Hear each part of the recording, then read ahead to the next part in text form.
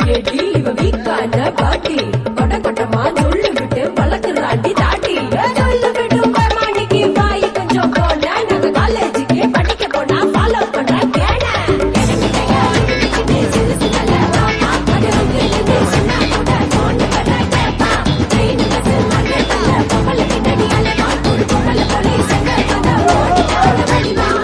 பார்க்கும்போது என்னன்னா பேசும்போது என்னன்னா தப்பெல்லாம் அதுவே பண்ணிட்டு போயந்த பண்ணானா ஒன்ன வாங்கிக்குது வீட்டு மேல ஏறிக்குது ஆத்தா பொண்ண பார்த்த புக்கத்தை ஏத்துக்குது